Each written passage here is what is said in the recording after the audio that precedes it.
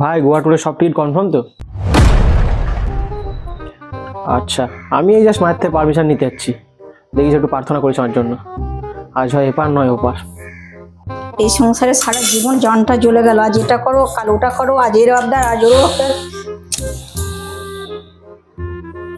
মা, বল। বুঝলাম যে বন্ধুরা সবাই গোয়া যাচ্ছে, আমিও যাব। টাকা পয়সা সব দিয়ে দিয়েছি, টিকিটও কাটা হয়ে গেছে। আমি যাচ্ছি কিন্তু। দাঁড়া, যাচ্ছি তোর গোয়া। হ্যাঁ যা। হ্যাঁ, এ কি মা রাজি হয়ে গেল? কথা এ তো ইতিহাস বদলে গেল। থ্যাংক ইউ মা। তাহলে আমি ব্যাগ প্যাক করে নিয়ে গিয়ে। ব্যাগ প্যাক করি মানে?